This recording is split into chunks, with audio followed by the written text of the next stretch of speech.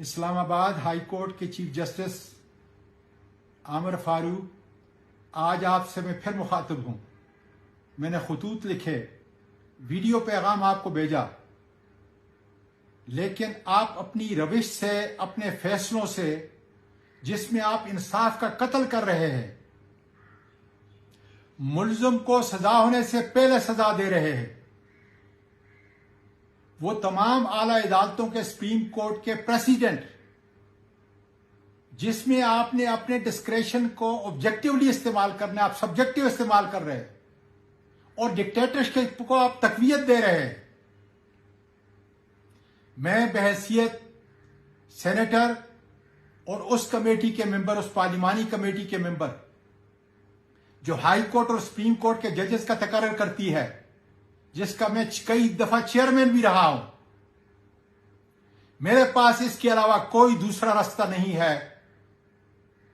کہ اس انصاف کے، آپ کے فیصلوں کو جس سے آپ قتل کر رہے ہیں، انصاف کی علمبرداری کے لیے میں آپ کے خلاف ریفرنس لے کے آؤں۔ پاکستان کے سارے وکلاء سے گزارش کر رہا ہوں کہ خدا را دستور کی بالادستی کے لیے، قانون کی حکمرانی کے لیے عامر فاروق کے خلاف پاکستان کے دستور کے آرٹیکل 209 کے تحت سپریم جوڈیشل کونسل کے اندر اس کے خلاف ریفرنس لے کے آئے، میں بھی لے کے آ رہا ہوں، تاکہ ہم انصاف کو عدالتوں کا حصہ بنا سکیں۔ میں سمجھتا ہوں اور داد دیتا ہوں، سلام پیش کرتا ہوں اس ایڈیشنل سیشن جج کو، اس کے پورے خاندان کو سلام پیش کرتا ہوں کہ جنہوں نے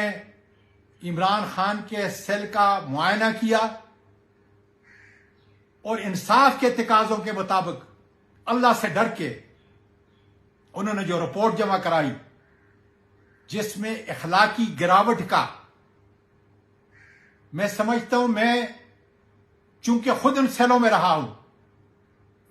کہ کس طریقے سے سی سی وی کیمرہ کے ذریعے اور دوسرے عوامل کے ذریعے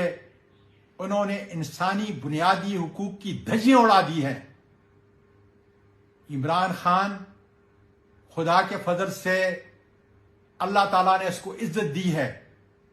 ان حربوں سے اس کی عزت کے اندر کمی نہیں آ سکتی، لیکن جو لوگ اس کے اندر ملوث ہیں، وہ ذلت اور رسوائی ان کا مقدر بن چکی ہے، اور پاکستان کے لوگ عمران خان کے ساتھ، عمران خان کی قیادت کے اندر ان ساری تکالیف کو پار کر کے پاکستان میں ایک بار پھر جمہوریت کا عمل اور حقیقی آزادی کا عمل بلند کریں گے۔ پاکستان پائندہ باد۔